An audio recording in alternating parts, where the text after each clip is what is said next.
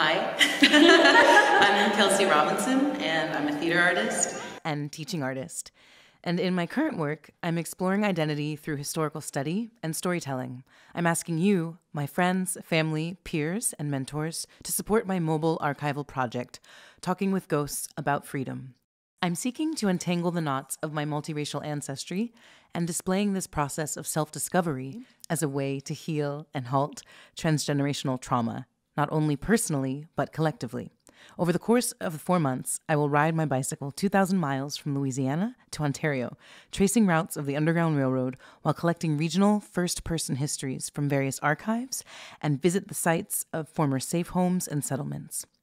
I'll interpret and share these stories through performance, as well as print media and textile arts. This project is a pilgrimage to reclaim a connection to the land and proclaim representation of people of color in the outdoors. It's a celebration of Black revolt, and it's a conversation with the ancestral spirits that linger in the woods and invites them to a restful homecoming.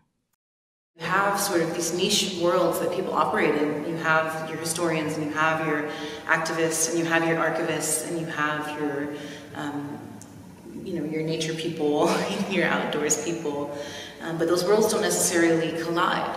And as a result of that, these conversations around race in America don't happen in all of these spaces, and they need to, because Black people are written out of history, and also Black people are written out of the outdoors, and we own these things. These are ours to have and to be a part of.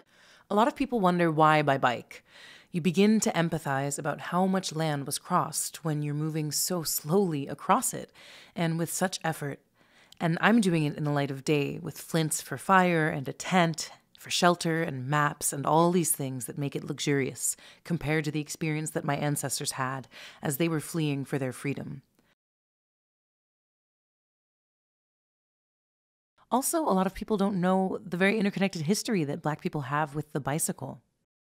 From cyclist Major Taylor being one of the very first Black international champion athletes who began competing in 1899 to the Buffalo Soldiers, the 25th Infantry Regiment of all-Black Civil War soldiers who were the only American troops to ever tour by bicycle and who were instrumental in establishing and tending to Yellowstone Park, the country's first national park.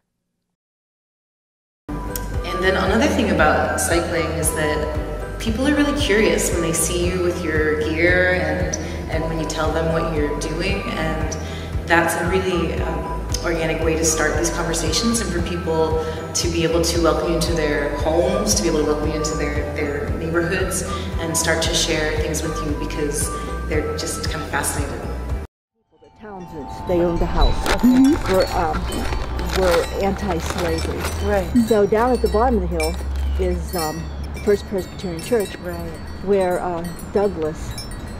Frederick Douglass actually preached. I'm so glad you stopped. Yeah, we're doing a cycling trip. This is a mini version, but we're going to be doing the entire Underground Railroad Trail from Alabama to Ontario. Wow.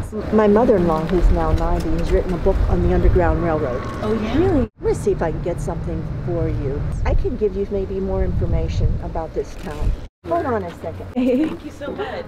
What I realized is that I'm going to be butt up against a lot of very difficult and uncomfortable conversations that are in and of themselves forms of resistance.